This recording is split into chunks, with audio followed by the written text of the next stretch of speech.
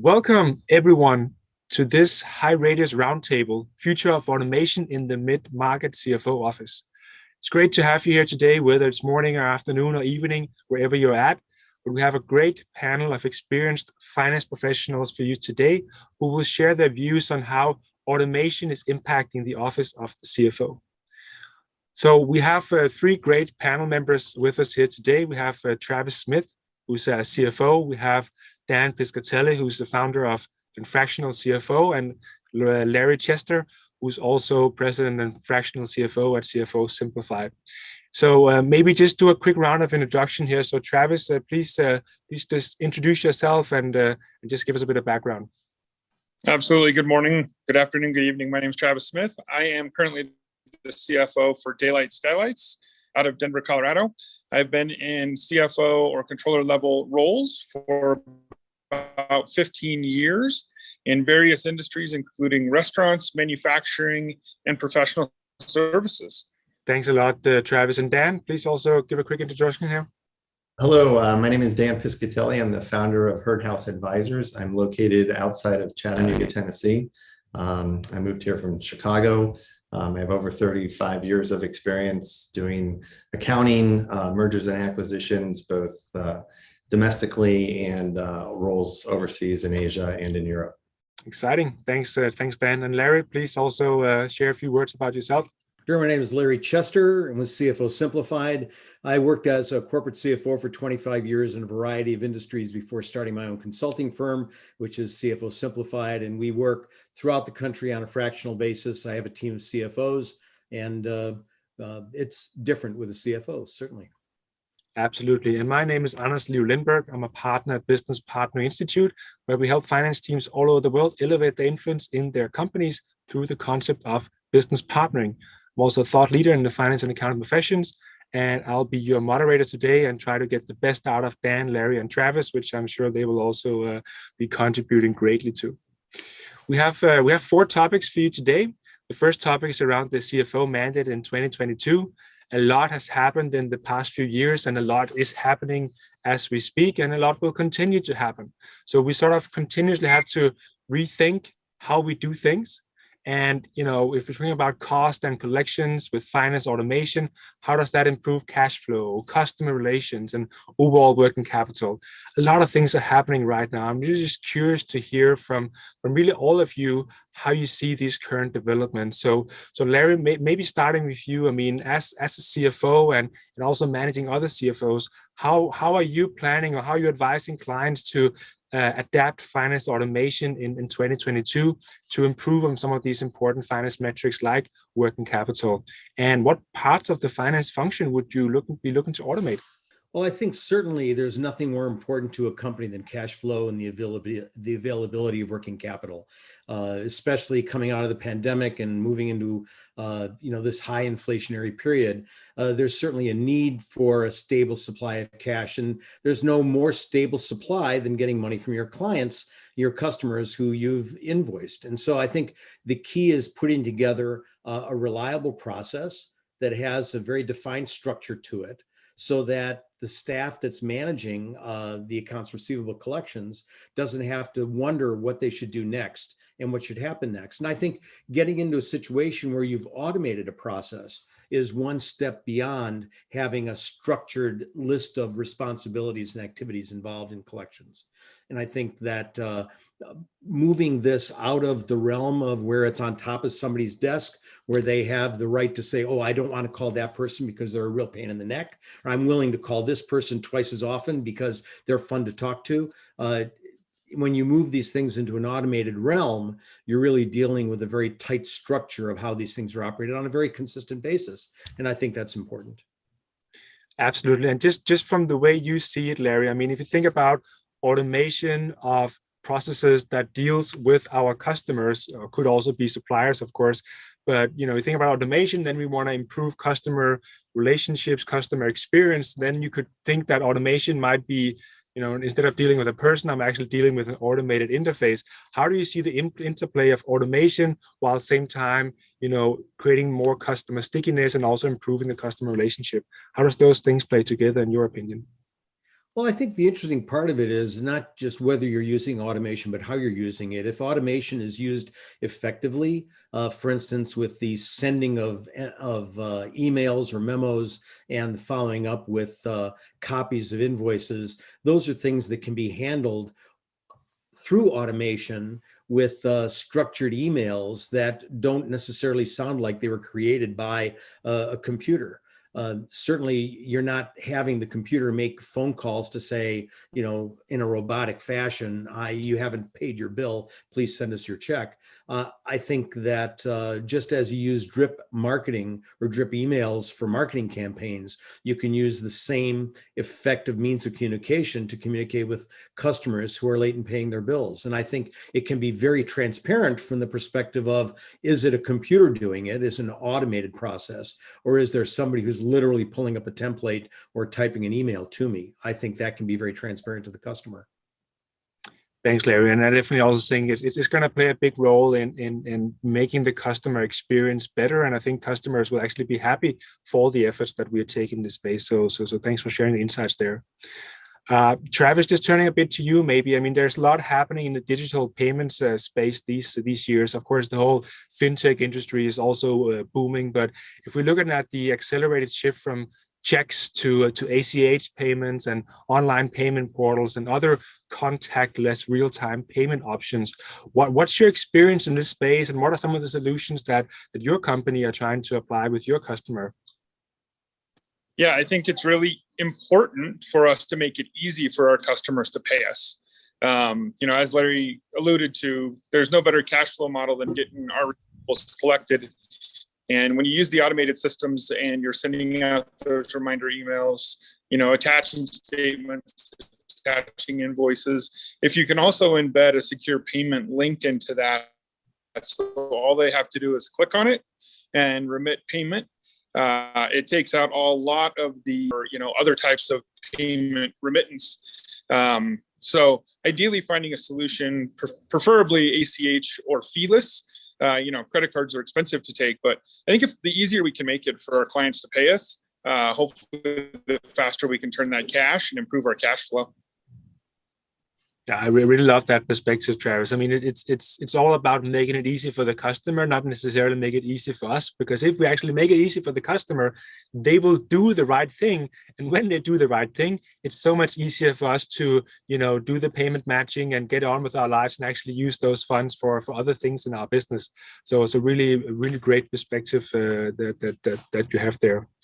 And maybe Dan, just maybe turning to you here at also in the first topic, I talked a bit about it earlier, also discussing with Larry, this whole customer experience bit. How do you see that we, from a finance perspective, can be a part of improving the customer experience, not at least, of course, through using best-in-class accounts receivable software? Yeah, I think, everybody wants to pay their bills on time. And I think that by creating a portal, dunning scripts that Larry referred to, delivering them all the information they need to be a good customer is really a good thing. And so the more you can do to automate that and to present bills in a fashion where people can see what their complete obligations to you are is important. More and more companies are having shrunk staffs, and when people are presenting invoices through various forms, whether it be through electronic form, through snail mail, it gets difficult to keep on top of those. So to have systems that can keep track of invoices, have a place where a customer can go and view their invoices with you, pay them, as Travis mentioned, the better off you're going to be as a corporate citizen, I think. And customers appreciate that. And I know that as a CFO, I like to make sure my bills are paid on time. Do I like to pay them early? Not necessarily. Do I want to pay them on time and extend my credit terms as much as I can possibly do that? Absolutely. It all impacts cash flow. Absolutely. And of course, sometimes, when you are inside of finance and you deal with these finance professionals who might be working, in the billing department or with the payments, they might sometimes get a bit concerned that, okay, now we're automating all this. What's going to happen to me and my role? But I really see it as an opportunity to also, let's say, step a bit up the value chain and say, okay, well, instead of processing payments, I'm actually looking at payment patterns from our clients. How are they interacting with us?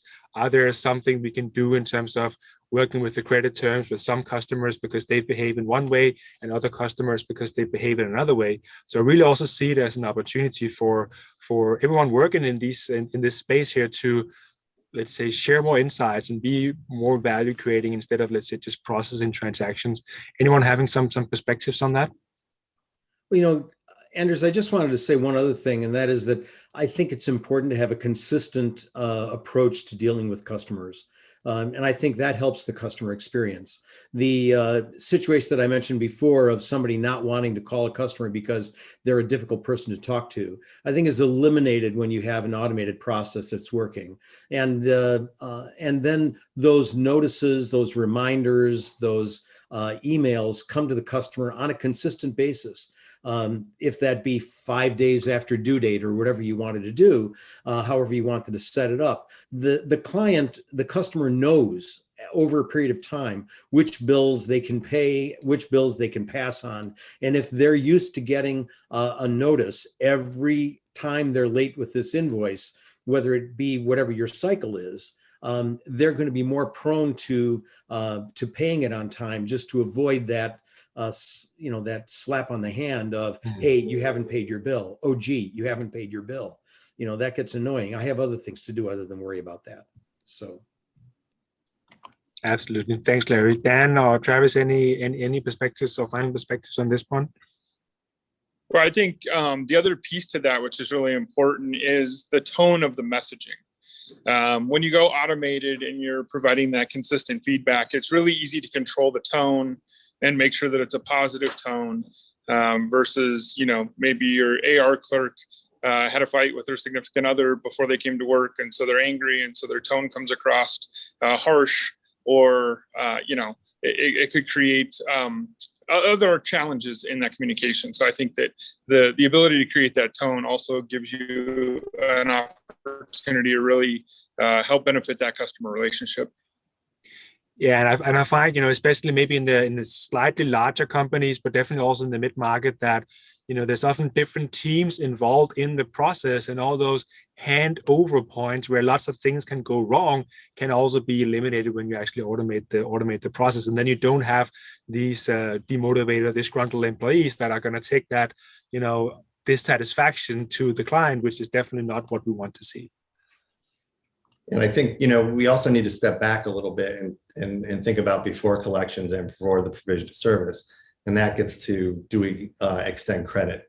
Today people can go to many places to get services or products, and being able to look into the creditworthiness of a company and track them and understand what your exposure to a specific customer might be is really important. And I think, HighRadius has solutions for that. But being able to be on top of that information, to use tools like AI that are out scanning everything possible about a company, whether they just had a funding raise, whether they had a debt offering, whether they're in trouble, having all that information brought into a place to tip you off as to whether to shrink or pull back the amount of credit you're extending, or perhaps to press the gas and extend more credit to a customer that could become a very large partner in the future, is really important. And so, we're talking about collections right now, but what's really germane to this whole thing is it collectible at all? And so that's really what we should be looking at as well, as a very big part of this. And unfortunately, people are using old information when they're making credit decisions to have real-time good information about credit decisions, and not just a credit rating, is really invaluable to small companies and large alike.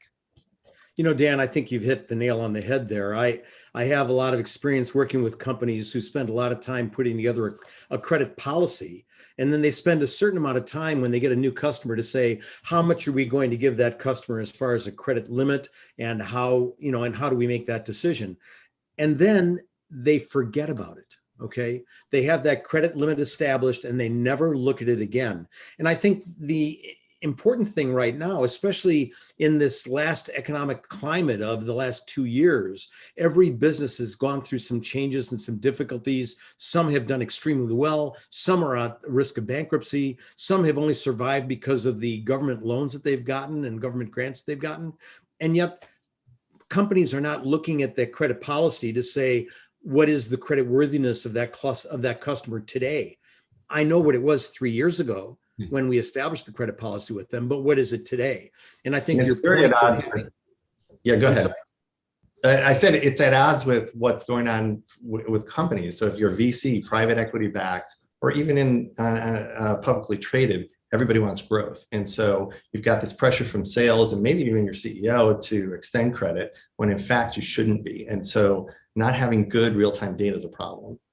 No question about it. And I think being in a position where you have software that is looking at data out there and giving you input so that you can make those decisions or have those decisions presented to you on an ongoing basis and not say, okay, we'll look at their credit once a year. I mean, that's like waiting a millennium right now, to get that kind of stuff because things are changing so fast. And it's really just also a great segue maybe into our topic number 2 here in terms of, the data and tech-driven financial strategy. And you mentioned the AI yourself, Dan, right? So how can we use all these emergent technologies to build a digital finance function, if we may call it like that? It's not without challenges, of course. So maybe we start a bit with the challenges, Dan. What challenge have you seen out there with the clients that you work with in terms of trying to automate their finance function, and what parts do you already see automated? Is accounts receivable one of those places where automation has come? What are you seeing out there, Dan? Sure. And so, I think the real problem is that finance organizations are being stressed by companies that have business intelligence departments that are sitting usually under our research and development or product development.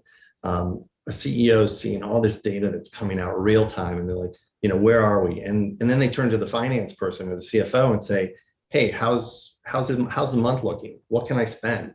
And you're sitting there like, I don't know. And the reason is because you're stuck in this monthly close, right? And so a lot of these tools, and they're here today, and they can be deployed, but some of those things can help the finance department and the CFO look at his results almost continuously and make sure you're automating as much as possible. So it's a continuous reconciliations, it's a continuous closings, it's continuously understanding where you are with credit, AR, and with your bill payments. So, right now, challenge is there's this tension built between kind of inside the company.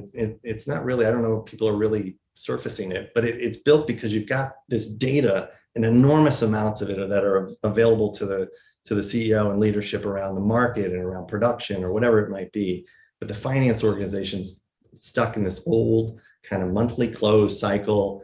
I'll tell you at the end of the month, or I'll tell you on the 15th of the month, that kind of thing. So shrinking close and all that's really important. That said, that's a big challenge. The other challenge is getting priority inside companies, especially startups. So there are a lot of challenges, and finance is kind of, I don't know, for me, it's always one that they're going to be whipping themselves on the back. Well, we can do it before we, let somebody else get the tool. And I think it's time for finance organizations to step in and say, hey, we can provide you large amounts of good data to help make decisions and help you make, help you gain some insights into what's going on in the business. It's not going to happen unless you invest. And so, I do see a lot of tools coming out around, the obvious ones, the AP ones, the AR ones, but those are all just kind of automated tools. They take an invoice in, set it up for payment, gets paid. You send an invoice out, when it's, a week before, you put a Dunning script together and it goes out and pings the customer. It's bringing on top of it a level of intelligence that is now available and has been available through AI into these situations where you can help make decisions, recognize patterns, look at unstructured data so that you can make better decisions about the business. So hope I didn't jump the gun a little bit on some stuff, but No, that was perfect, Dan. And I really think that, we often talk about the reluctance maybe to invest into finance in terms of getting more tools and automation. And I think, we can debate that for years and years and years. But on the other hand, I just think that, finance leaders, they just, got to run with the ball themselves and say, okay, well, I need to make the business case inside of my team to, if I implement this tool, I'm going to free up some resources that's going to pay for the tool. And, you have companies like HighRadius providing a return on investment that is pretty short for these kind of tools. Wise, you don't have to wait 3 or 5 years before you get that back. So I think, that's the first step that finance teams need to make, to say, well, we need to fund our own business case. And once we do that, business leaders will see, well, they're actually able to do something. Maybe now I'm willing to invest a bit more and give them the real tools so that they can generate all these insights. So I think it makes perfect sense, Dan. Larry and Travis, any thoughts on it? The ROI is always there. Sorry to interrupt you, but the ROI is always going to be there. And I think exactly, turning the finance function from a cost center to a profit center, yes, where they provide insights and tell them what's going on in the business and help the business. Cash flow is important. It's not just the sale, is really important. Sorry, I'll leave it to Larry and Travis to respond now. Dan, you talk about sales are not the only thing that's important. I have always said that a sale is only completed after the cash is received. yes. Before that, what you've done is you've made a gift to this customer with the expectation that they're going to pay you. It isn't until you get that money that the sale is actually completed. I think the issue of finance being a cost center or a profit center is an interesting one, from the perspective that the impact that I have as CFO on a company is in guidance, and the changes that I can make that affect the bottom line are really minimal from the perspective of generating actual cash. You can change the interest rate with the bank.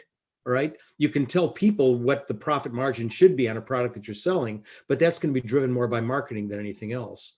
So what you do is you improve operations and improve technology within a business. And unfortunately, most business owners look at the expenditure of funds towards technology as an expense and not a cost savings move. I remember when I did a major ERP implementation for a client of mine, and he looked at me afterwards and said, now we're done with this, how many people can I fire? And I said, well, the point of this was not to reduce the staff. The point was to get you better information faster, to be able to improve cash flow, and to be able to allow the business to grow without adding more staff as you go further down the line. And so I think business owners who look at an immediate payback on a tool of any kind, especially a tool within finance, are really not looking strategically at their business, which is what I think, if there's anything that we've learned over the last 2 years, it's that the businesses that have been the strongest and have survived and are growing now are the ones who thought strategically about how they were operating 2 years ago when the pandemic started, or will continue to look at their business strategically as they move forward. It's not just what needs to happen today for what's going to happen next month, but it's what changes you can make within the business that are going to change structurally how the business functions and change operationally how things get done, so that you can be more efficient and generate really a reduction of expense as you go forward. And I think that's how CFOs drive money to the bottom line. And the only thing I'd add to that is that I don't necessarily see it always as a reduction of expense, but I see it as a reduction of cost increases. So as you mentioned, as a company scales, if they've spent the time and the money to build the infrastructure with the technology, they can avoid the cost increases in the future. So cost avoidance that allows them to scale and get that money to the bottom line and keep their flow through really strong. I think the other piece to it that you both kind of alluded to is really, I see that as the primary responsibility for the CFO. As the CFO, we've got to story tell to our executive team or to our board the importance of this investment in the technology and the automation. And we've really got to be able to paint that picture and craft the ROI in a way in which they understand it, so that they're willing to see it as more than just an expenditure. And I think the companies that are truly going to be successful with that have the CFOs that are capable of creating that vision and really putting that forth so that everybody understands that, yes, this may be a short-term cost. However, here's the long-term benefit. It's also liberating the staff, the finance staff, to be an advisor and to provide them insights so that you're making better decisions. And it could be about product lines. It could be about, who you're selling to, how much you're selling, everything. So it's part of the role is not just around cost containment. It's about expanding the business and doing it wisely. And so I think getting as much data available to the finance team to help make decisions and to stop them from doing some of these automated processes that can be very easily automated is really important. So it's liberating them, getting them happier in their roles, and providing insights to the business so that the better decisions can be made to grow the business, both top line and from an expense standpoint. I remember back a long time ago. I mean, my mother was a data entry clerk for a large manufacturer in Milwaukee, and she would sit there literally keying in invoices, keying in data entry cards, and I mean, what was she contributing to the overall growth of the business? It was just purely transiting data from one vehicle to another vehicle. And so I think when we automate these processes, what you do is you take the staff and you allow them to really think beyond the rote activities that they're doing and think in terms of how they can contribute or the way things can be improved within an operation. I've always said that the best way of finding out how a business can be improved is not to sit and talk to the executive team, but to go down to the production floor and to talk to people on the production floor. And the production floor isn't just the people in the warehouse, it's the people in the accounting department, the people in the purchasing department. Those are the people that you need to talk about processes and how those can be improved. And the only way you do that is by eliminating the rote activities and having those automated. Because if there's something that somebody is doing over and over and over again, and that's all they're doing is that one activity, and it's a kind of a continuous thing like that, there's no way that you can't find a way of automating that so that the machines do it, whether that machine be a computer or be an AI or be something mechanical. That frees the individual to really think beyond that road process that they've been dealing with. Absolutely. Thanks for sharing all those great perspectives. Dan, you alluded a bit to tools that could sort of improve AR, AP, of course, but if we try to look more at it from a technology perspective, if you were to sort of pick one or two technologies that you really think can change the way finance work today, especially in the automation space, what kind of technologies would you point to? Is it like RPA or AI or even blockchain? What are some of the technologies you think can make the biggest impact there? Yeah, I think, they're all very valuable to customers, some more valuable to others. RPA, which is robotic process automation, it's out there today. It's collecting an invoice, having it scanned, automatically input, and then somebody says, yes, this is right. Same thing with bill payments or sending out invoices. Generate the invoice, email it, get it into a Dunning script so that the customer knows that it's coming due. That's all great. You add AI on top of that, and it's a whole other game. And so, like HighRadius does with the credit side of the world, not only are they looking at like what's going on with the company, looking at trends. So they're looking at data that is, non-standardized data, unformatted data, and helping you make good decisions. So it's those outcomes where there's not a known decision. RPA can tell you do this, this, this, and this, and there's the outcome. AI is valuable when a human would normally interact, and what AI or tools do and machine learning tools do is they go out and look at all sorts of unstructured data and then help make decisions, analyze and identify patterns so that they're available. So, a good AI system needs actually an RPA system below it to run. Blockchain, really valuable where custody, whether it's physical or virtual custody, is important. So I don't know, say you're a shipping company and you got all these bills of lading.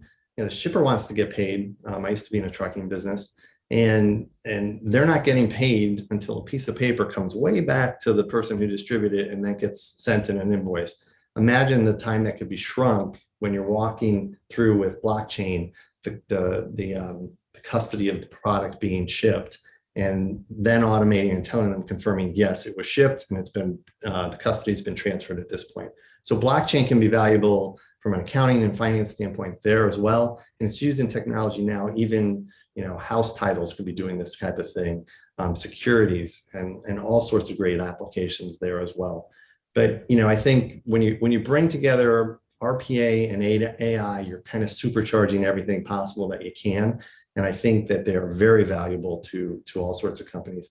So when I look at the HighRadius solution example for credit and collections, it's scanning the environment for a potential customer, understanding whether they're creditworthy, It's monitoring them constantly. It's monitoring your exposure constantly, and it's helping to make those decisions that normally a human would have to interact in. And so what it does, again, it gets back to this freeing up or liberating the finance department staff to actually do some analytics and provide insights for the business, which is really valuable.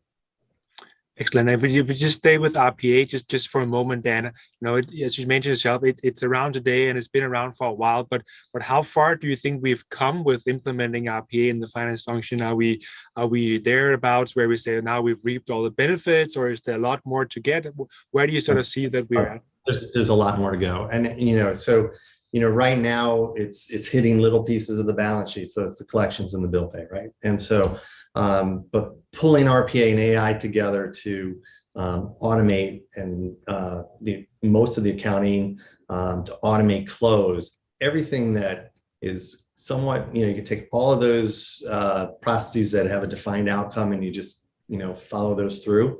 But some of the decisions in the machine learning, so around things like reconciling your AR, your AP, reconciling your bank accounts, reconciling your inventory, those all take time, and those get back to the point I brought up earlier, which was the CEO and leadership wants information now. How is the month looking now? You don't want to give the I don't know answer.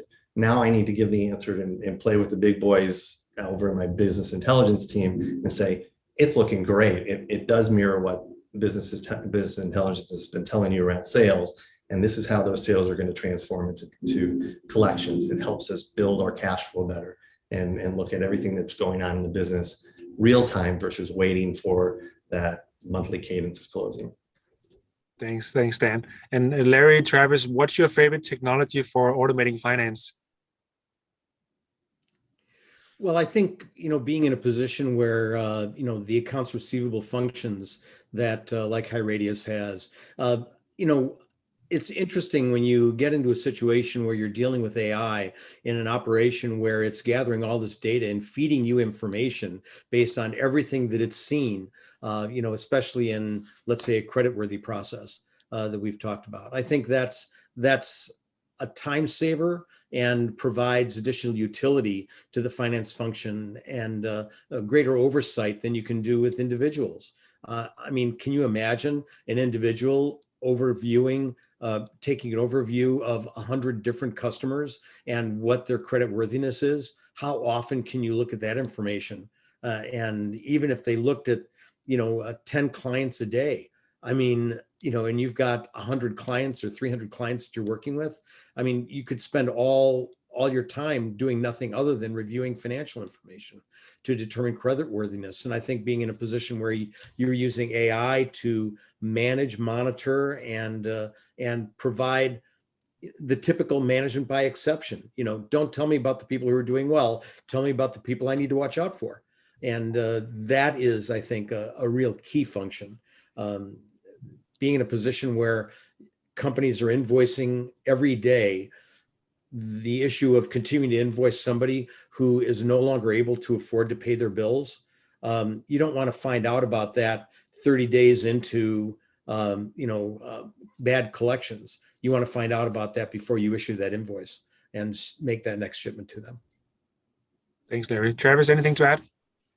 No, I just think that, really the AR side of it for me is where I would really want to focus my automation, especially if I'm getting started, because of all the benefits. AP is a good thing to automate, especially if you have a large volume of payables that you need to process, because that can be very time intensive. However, getting the invoices out and getting paid is definitely paramount. Cash is king. And if you can automate that process and streamline that and cut down your time, your days in AR, I think it's going to make you stronger and better. So that would absolutely be the place that I would start. Thanks, Travis. And maybe just taking that as a cue to moving on a bit to topic number 3 here, where we really zoom in on what the forward-thinking finance leadership teams are doing. There's no doubt that digital transformation strategies is high on the agenda in any leadership team, not just in finance, of course, and trying to integrate systems not just within finance but also with systems outside of finance through APIs and others. So Travis, from your perspective, what trends are you seeing right now that you think that finance leadership teams should really take note of and build into their strategies for how to move forward their finance function? I think it's really a couple of things. First is obviously the labor challenges that almost every industry and every company is facing. The automation takes some of the dependence off of the need to hire and keep staffs at the volumes in which we have, pre-pandemic. So I think that, the automation piece of it's huge. I think the other piece of it that is really important is giving our people an opportunity to advance both personally and professionally. And so, we heard a little bit earlier the fear of, well, if we automate something, what's that going to do to my job? If we pitch that correctly and we frame it right, it should be, this is going to give you an opportunity to move up, to develop, to grow. And so, not only can we use it as a way to minimize our dependence upon a short labor market or a tight labor market, but we can also use it as a retention tool. And I think people really want to grow. They want to learn and they want to advance in their careers. And so providing them that opportunity through the use of technology is going to be huge. And then the other piece is really, everybody is a global economy. Even small companies now are doing, commerce globally. And the only be able to do that effectively is through certain automations and through technology. The days of just building a company and selling in our backyards and being able to grow and succeed are limited versus, world being an opportunity for us to really, move forward and do some great things in a global market. So I think that there's a couple of pieces there that the technology can really help us with. Absolutely. And I really love that you mentioned people and not just, I think you also mentioned earlier, Larry, people is not just about cutting them down, it's actually about creating a sustainable environment for your business to run, but also for your people to grow. So really love that you pulled out those points, Travis. Dan, Larry, any trends to add that you see prevailing out there that that forward-thinking finance leadership teams are taking note of? I've hit on it before, but it's this whole business intelligence piece. And I think, by freeing people up, you can get them into that area and help them help the business out a little bit better. And, I'd like to reiterate Travis's point around people. Everybody wants some fulfillment in life. Job is a big part of it. And people are going out and getting the trailers and hitting the road because they aren't feeling fulfilled. And I think if you can have them be active participants versus somebody in the back office pushing numbers, you're going to find much more fulfilled people, and you're going to lessen your retention problems. One other good benefit of it, you're going to find the people that don't want to learn. And so if they're kind of counter to your culture, you're going to learn that maybe they aren't the best fit for you as well. And I think certainly being in a position where we're dealing with the problem of staffing, which is something that everybody's dealing with right now, the Great Resignation. I mean, whoever thought we were going to have that kind of a situation? And the question is why? And it gets back to exactly what we've been talking about, what you mentioned, Dan, which is the, people's satisfaction with their jobs. If you have somebody who's doing rote transactions, rote activities on a day-to-day basis, I mean, how much more deadly can that be to your brain? And people are sitting here thinking about what they can do. And if they're dealing with rote operations, and they're thinking about other things while they're doing them because it's so boring, accuracy of entry goes down the toilet, and the speed with which the transactions are handled, it also goes through the floor. So giving them the opportunity to automate those road operations and give them the opportunity to more manage that operation or supervise that operation, even if it's one aspect of an AI determined operation that's being done, that provides them with some fulfillment and a view that they have a greater role in life than the data entry that my mom did when she was working. No, and I think that there's some great points raised here, right? And I think you mentioned the Great Resignation, Larry, which is obviously a big topic for all companies today. And I think it shouldn't come as a surprise to us. I think we've known for many years that was it Gallup that found that 7 in 10 Americans were actively disengaged in the jobs that they had. And because we had the financial crisis and everything, where people just wanted a job to ensure they could pay their bills, we probably didn't see that effect for a good number of years. But now we are seeing that effect, and people are I don't know if finally is the right word, but they're voting with their feet now, and they're going to companies and employers who actually take them seriously and want to develop and grow them. So it's definitely some serious trends that we need to take note of here. And maybe Travis, staying a bit in the work environment here, with the COVID and the pandemic, we've seen the advent of the remote and the hybrid workplace. What does that mean to finance? How do we fit into this whole new way of working? What are you seeing out there? Well, it's really the embracing of technology. With the ways that we can stay communicating, even remotely, whether it's Teams or, messengers or email. And then you've got the opportunity to, automate or turn into electronic documents like our accounts payable documents and our receivable documents, hosting things in the cloud to where people can access it from literally anywhere in the world. I think all of that is going to play a huge role in allowing finance teams to be able to do things that previously required, paper pushing and, literally the transferring of files. The automated payment methods now, you don't necessarily have to write checks. You can safeguard that by requiring dual authentication on payments such as ACHs or wires. So really, embracing the technology, I think, even though finance has traditionally kind of been one of those roles that people really felt you had to be sitting in an office, I think nowadays with all of these tools we've got at our hands, it's going to be something that we can do.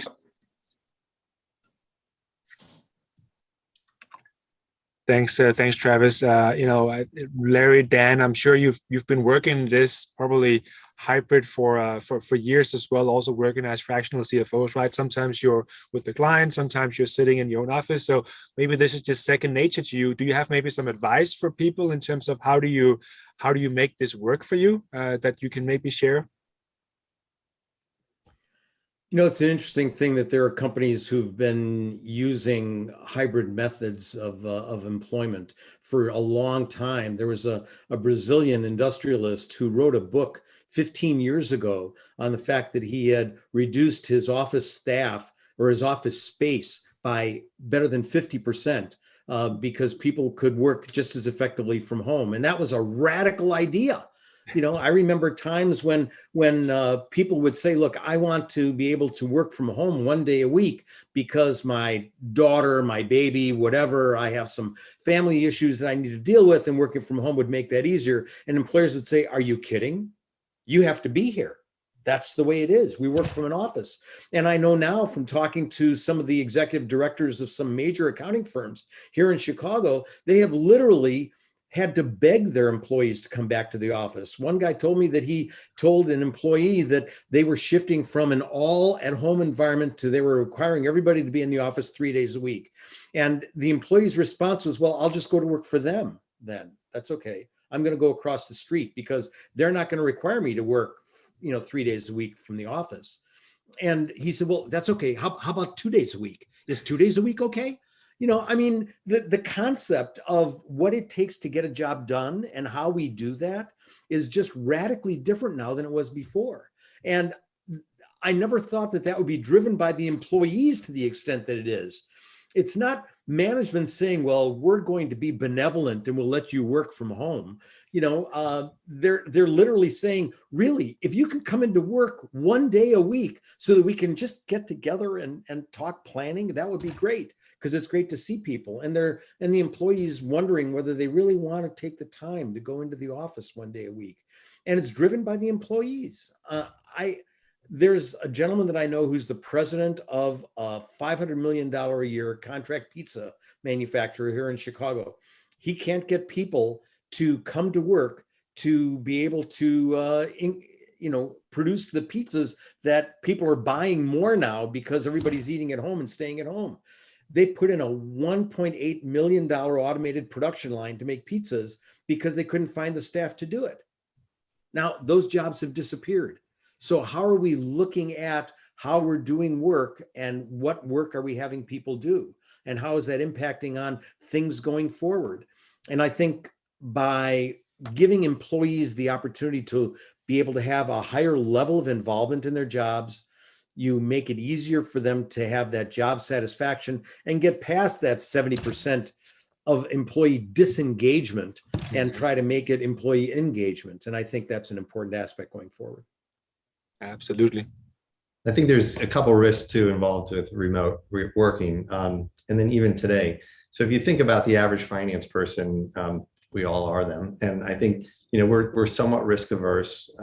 We're better off here than we are there right now, especially with the pandemic. And so I think as things improve, we talk about the great resignation. I think you're going to see a great migration come, and so the less risk-taking type people, finance, are going to start to move. So that's going to be a problem. So I think to the extent you can get out ahead of things, automate them, and get jobs as automated as possible, the less painful those migrations are going to be. The other issue that we haven't hit on is Nexus.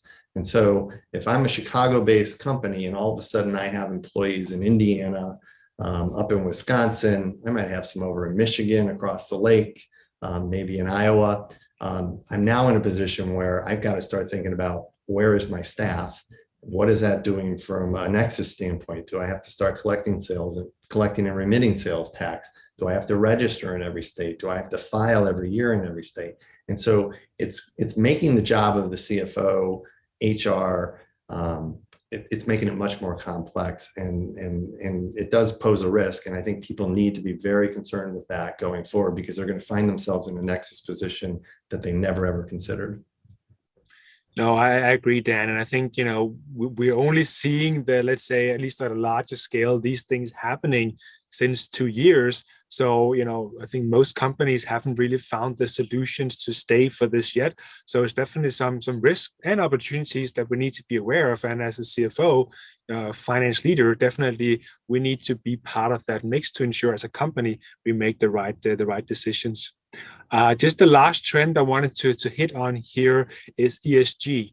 So Travis, as a finance leader, what's your role in ESG in terms of course, maybe measuring and also ensuring that it's part of business operations? What do you see your role there as a finance leader? Because it's a pretty big topic coming up now, and I think it will only continue to grow in the years to come. So what's finance role in ESG and ensuring that companies are both doing the right thing, but maybe also making a good business?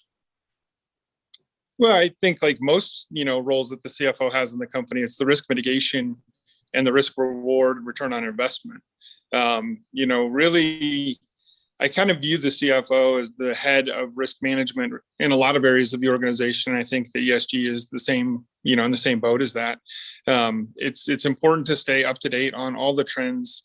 As has been mentioned, there's always risks to everything that is done in an organization. It's making sure that we're managing that. More importantly, that we understand what those risks are, and then being able to paint that picture and create the business case around that for the executive leadership team. And then, depending on if it's something you do or do not choose to go down the path of, it's really about driving the employee engagement and selling that why to the organization so that everybody truly understands, what the purpose is, why we're doing this, what the benefits are, and then getting their buy-in. Because one thing I know is that people will always work harder for their ideas than they will mine. And so being able to create that vision and create that why for them is going to be a powerful tool and a powerful responsibility for CFOs go forward.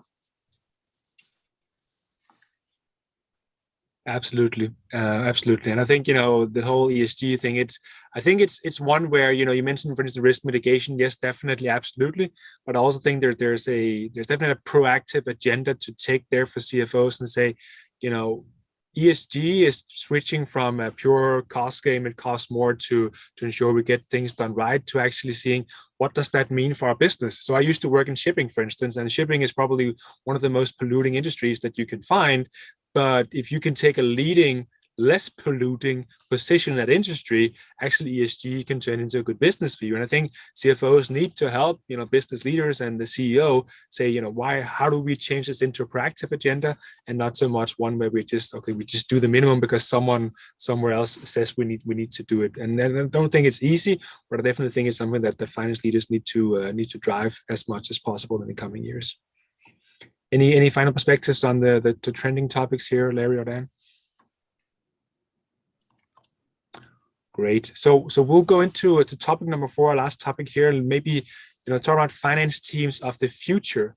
So we talked a lot about automation and technology, and doing some of our processes. So where does that leave the finance function? I mean, what kind of talent profiles do we need to sort of succeed in the new or even next normal, as some call it? So Larry, from your perspective, I mean, how tech savvy does a CFO really need to be to ensure we can do everything we need to do in terms of automation and get things done in the right way? And you can include the CTO or the CIO or whoever else have those roles and responsibilities within automation in this question here. I think it's interesting that business has always changed. And I think, we look at the changes that are happening today and say, wow, this is so new, so different. But I think any change that has happened in business over the last 100 years has been a wow moment. All right. So the question is, how do we operate within those, and what talents and skills do we need to be able to accommodate and be able to adapt to them? And that's, I think, the question that you're really asking. And so I think there are a couple of keys here. One is the CFO needs to be operations oriented. You don't drive profitability by moving numbers around on the balance sheet or on the income statement. You drive profitability by changing business operations. Second thing, a CFO needs to be strategically oriented. You need to look not at what's going to happen to your business over the next 6 weeks or 6 months, but over the next 6 to 10 years to see how technology and how use of staff and how business operations are going to change over that period of time. And the third thing is you need to be data oriented. Okay. And I don't care how that data is gathered. All right. We used to gather data manually. Now we're using computers to do it. Who knows what the next step is? I mean, I'm sure there's a next step beyond computers. The question is, what is that? Well, we'll determine that at some point in time. But the issue is using data to drive decisions rather than using your gut. The concept of the entrepreneur is somebody who's always started a business and developed a business based on his own intuition of how things should be done, and then used data as a means of proving whether he was right or wrong. Well, that gets really expensive. Okay. What you need to do is use the data to help make the decisions and to drive those decisions forward. So I think having those 3 pieces, I think, are going to help things, help the CFO be the major team player and the leader of businesses going forward. Thanks, Larry. I see Dan, Travis, a lot of nodding here. Any perspectives to add to this? Well, sure. I love what. Go ahead, Travis. I love being operationally oriented from a CFO seat. I think it's really important that we bring that knowledge down to our other finance individuals, whether it's accounts payable, accounts receivable, general ledger accountants, senior accountants. Really, the more operationally knowledgeable the accounting staff is, the more opportunities that the team has to drive those profitability metrics, such as you just mentioned. When I've been a staff accountant or an AP or an AR clerk, and never really understood the big picture of the business, there's a lot of, just things that happen and that go across my desk that I wouldn't necessarily know to ask questions about. And so the more we can engage those individuals in the operation side of the business, the more we can encourage them to ask questions, look for trends that they're seeing, and help us as CFOs be able to create that strategic vision and, really what are the measurables and how can we improve the profitability? Excellent point, Travis. Dan, you wanted to add a point as well? No, I agree with what Travis and Larry have both said. Ops, strategy, business intelligence, very much so. I think more people that are finance oriented need to go out and take degrees in business intelligence. There's also probably more need to be systems integrators to understand what can be done with what you currently have with the other tools that are being used around the enterprise, which is really important. So you can push that. We talked a little bit earlier about how finance is kind of the stepchild. Well, we can't be forgotten, and we have to have somebody who knows and is savvy about what an entire environment would look like. And then, the ultimate responsibility of the CFO is to safeguard the assets of the company. And so what I would say is that they also need to be part security officer, especially in today's environment where everything's out in the cloud. we have a job, and our job is to safeguard the assets of the investors and the other holders of the company, the employees, and the information of our customers. And I think without that lens, a CFO is not fulfilling really what their ultimate role is.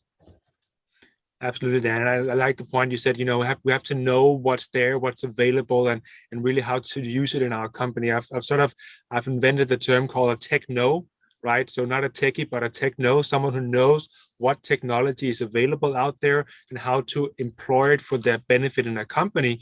And then, when you got to actually implement the solution, you can turn to companies like HighRadius and help get their specialists in to actually deal with the technical stuff.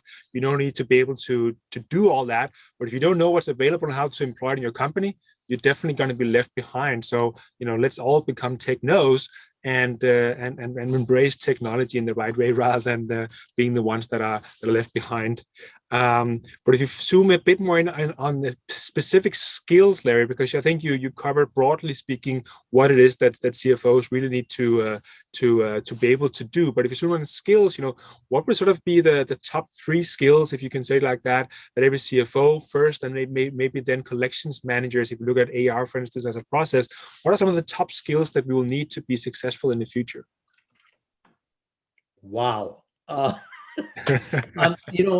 think certainly, being in a position where you understand how to use data, I mean, I don't know exactly what you call that as a course of study, but being able to use information, it's not a matter of figuring out how to manage the information, because there are plenty of people graduating computer science that understand if you tell them what you need, they can arrange to get it. The question is the conceptualization of it, and understanding what you need as far as a deliverable to be able to make the decisions that you need to make. So it's that ability to be able to understand the management of information so that you know what to do with it and what information you need to be able to make the decisions that you're going to make. I think that's really a key factor. The basics of accounting and finance, I don't know that they're any different or are going to be any different over the next 5 or 10 years than they've been over the last 50 years. The question is the methodology that we use to be able to manage that information. And so somebody who is really a thought leader, somebody who is, and I had mentioned being strategic before, and that's really the key. What information do I need to be able to look at things, and being able to be analytical? I mean, it's not just a matter of having all this data. The question is, what are you going to do with that data? What does the data tell you? What is the data speaking to you? And then once you figure out what the data is telling you, making the operational decisions to improve it, that's easy. Okay. The question is, how are you managing the data to get the information that tells you what changes, what is happening within the organization? And so, you get back to that old concept of management by exception. I mean, if having an AI tool to use to look at all of that data and say, I looked at 100,000 pieces of data and these 5 things are the things that you need to look at today. I mean, excuse me, but that's where the power is, And I think being in a position where you use the AI to be able to guide you to the things that you need to look at, and then understanding what you need to do to make changes that will give you a better result than you've had previously. Thanks for sharing those, Larry. And I think, if you look at World Economic Forum, for instance, right, so every 5 years, they would publish those skill rankings where they're looking at what are the top 10 skills you need 5 or 10 years from now. So if we look at 2025, they said 5 out of the top 10 skills were relating to problem solving. And I thought, of course, analytical thinking, critical thinking, all those things that you also mentioned, Larry. I mean, they're all a part of that. So I think that's absolutely key for not just finance people, but everyone really in business. I think the interesting bit, if you look towards 2030, the top skill there is learning. And you might wonder, why is learning important? We learn in school and then that's it. But things are changing and happening so fast that if we don't learn actively every day, we are the ones that actually get left behind. So I think, beefing up on that learning skill, no matter where we are in our career, is super critical if we can do that already now. So as just some perspectives from that rank. I don't know, Dan, Travis, do you have anything to add in terms of what are let me some of just the say skills one of we the need things there? that's when Sure. I was in college and I was looking for a major, my dad turned to me and he said, take as many classes as you can in as many different disciplines as you can, because the job you're going to have 20 years from now doesn't even exist today. And, I would take that 20 years. Now it's almost 5 years, and we have to continue to learn more. You're absolutely right. Dan? Yeah, I reiterate everything you say. I think it's business intelligence, it's systems, or techno, which I love that phrase, and security, as well as kind of the old standards. It's around strategy, technically a good accountant, that type of skill. Great. And then just maybe Larry, if you can also share some perspectives, because of course it's great to know what skills we need in the future, but how do we then develop those skills in our teams? How do we rebuild our finance teams so that they remain or are fit for purpose in the future as well? What are some of the thoughts or strategies you have around how to develop those skills in our teams? I think the key is to give people the freedom to think and to give you options and come up with ideas. If you, as I've said before, if you have people doing road operations all day long, all they're going to think about is what the next piece of paper is they have to do entry from. If you start giving them opportunities to expand what they're thinking about in relation to the work that they're doing, that allows them to grow. And it's incumbent upon the CFO to help grow his staff or her staff, and to work with that middle level of management, whether that be the controller or the accounting manager, so that they take the time and the effort to allow their staff to grow and to do more and to learn more. And it's only when you let people expand their consciousness and expand the realm in which they're thinking, are you going to come up with new ideas and new approaches and new ways of doing things. The concept of continually promoting from within and using the same people to do the same things is old hat now. There's so much job movement. I mean, I have always looked at hiring people from outside an organization because they bring in new ideas and new concepts and new approaches. And I think being a disruptor is something that's important going forward. There's nothing wrong with coming up with something that's totally different that nobody else has thought of, that half the people in the room say, oh, are you kidding? That would never work. I mean, I'm sure they said the same thing when somebody at Xerox said, we can come up with something that'll replace the mimeograph machine. Are you kidding? I mean, who even has a mimeograph machine now? Are they even? What is it? I don't know. What is it anymore? But that whole concept of, where do new ideas come from? I was listening to something on corporate espionage, and they said you don't need to worry about hiding and protecting your own data. You need to worry about the people who are coming up with things that are totally different and revolutionary, because 3M lost a significant amount of their business, not because somebody made a better Mimeo machine. It's because Xerox came out of nowhere. The typewriter no longer exists. Why? Because people are using PCs. Well, you think the people who owned, Royal Typewriter were worried about computers replacing them?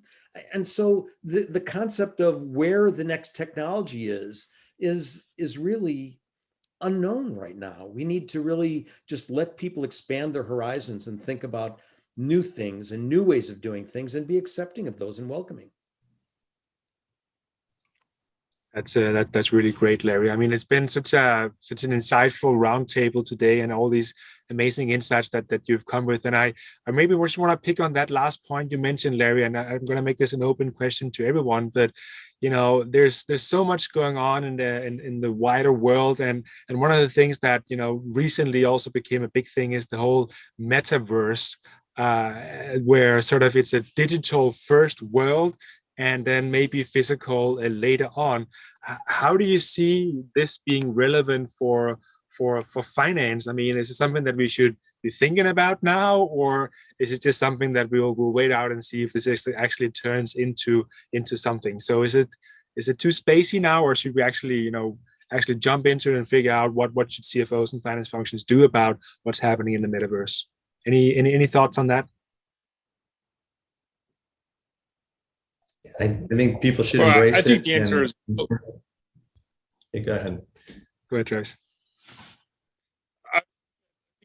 both, right? I think we've got to pay attention to it.